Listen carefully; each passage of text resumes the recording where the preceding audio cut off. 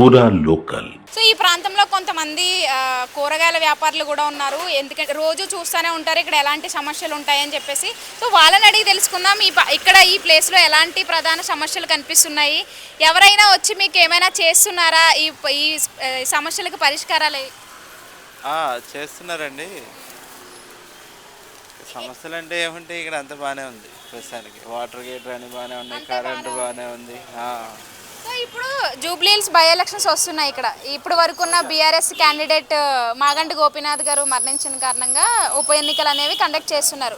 So ఏ party వస్తే better అంటారు, ఏ candidate వస్తే మీకు మంచిది అనిపిస్తుంది? 50 కిలో అది కాంగ్రెస్ లీడ్లో ఉంది కాబట్టి అది వస్తేనే ప్లస్ పాయింట్ అవుతుంది ఏమైనా చేయడానికి. ఇప్పుడు వేరే పార్టీ వచ్చినా వాళ్ళ వైపు చూడరు మళ్ళీ. అందుకని తెలియదు మేడం, నాకు అంత ఐడియా లేదు. క్యాండిడేట్ తెలియదు కానీ కాంగ్రెస్ వస్తే బెటర్ అని అనుకుంటున్నాను. అంటే లీడ్లో ఉంది కాబట్టి ఆల్రెడీ సీఎం కాబట్టి ఎవరికైనా ఏమైనా చెప్పినా టక్కున పని అయిపోతుంది నా ఉద్దేశం. ఇప్పుడు వేరే పార్టీ అనుకోండి చూద్దాంలే అనుకుంటారేమో అని. మరి ఇప్పుడు అవును మీరు చెప్పినట్టు కాంగ్రెస్ లీడింగ్లో ఉంది కాబట్టి వాళ్ళకి వేస్తే బెటర్, కానీ ఇక్కడ క్యాండిడేట్ కూడా మంచి వాళ్ళు ఉండాలి, వాళ్ళకి చెప్తేనే కదా మన పనులు చేస్తారు. మరి ఎవరికి వేద్దామని ఆలోచన? కానీ నాకైతే ఐడియా లేదు ఎవరు నిలబడ్డారు అన్నది. మాకైతే ఎక్కువ బీజేపీనే మేము ఎక్కువ సపోర్ట్ చేసేది, కానీ ఇక్కడ లాస్ట్ టైం వేసింది కానీ బీజేపీకే వేసాం. మా లోకల్లో ఇక్కడ అంతా బీజేపీనే ఎక్కువ. అవకాశాలు ఎలా ఉన్నాయి, ఏ పార్టీ గెలిచే అవకాశాలు కనిపిస్తున్నాయి ఇప్పుడు వచ్చే ఎలక్షన్స్లో? బీజేపీకే ఉంటుందండి. ఇంకా 10% ఏంటంటే ఇంకా కాంగ్రెస్ లీడ్లో ఉంది కదా ఆ ఉద్దేశంతో ఏమైనా వేస్తారు తప్ప ఈ ఏరియా అంతా బీజేపీ ఎక్కువ. మరి ఇప్పటి వరకు మాగంటి గోపీనాథ్ గారు చాలా బాగా చేశారు, 3 సార్లు నుంచి గెలుచుకుంటూ వచ్చారు కాబట్టి సో వాళ్ళ ఇంటి వాళ్ళు వస్తే చేసే అవకాశాలు కంపల్సరీ చేస్తారు. వాళ్ళ ఇంటి వాళ్ళు వచ్చినా వాళ్ళకి వేస్తారు. ఎందుకంటే ఆయన మీద పర్సనల్గా కూడా ఆయన చాలా మంచి అందరికీ.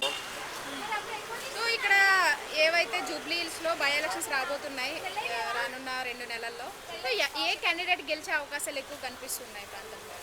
డెఫినెట్, ఎందుకంటే కాంగ్రెస్లో ఇప్పుడు వాళ్ళ అధికారం ఉంది కాబట్టి కాంగ్రెస్ వచ్చే ఛాన్స్ ఉంది. మనం ఇక్కడ వాళ్ళ అధికారం ఉన్నప్పుడు వాళ్ళు చేస్తారనే నమ్మకంతో ఖచ్చితంగా రేవంత్ రెడ్డి ఆధ్వర్యంలో ఏదైతే క్యాండిడేట్ నిలబడితో ఖచ్చితంగా కాంగ్రెసే వస్తుందని అనుకుంటున్నాం మేడం.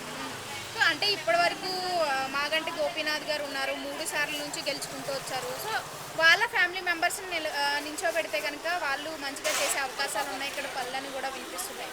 సో దానిపైన ఏమంటారు? వాళ్ళు చేస్తారు కానీ ఇప్పుడు అధికారంలో ఉన్నది కాబట్టి కాంగ్రెస్ ప్రభుత్వం అధికారంలో ఉన్నాం కాబట్టి ఎక్కువ కాంగ్రెస్కే ఓటేసే అవకాశం ఉంది మేడం. ఎందుకంటే నేను డెఫినెట్లీ కాంగ్రెస్కే వేసేస్తాను.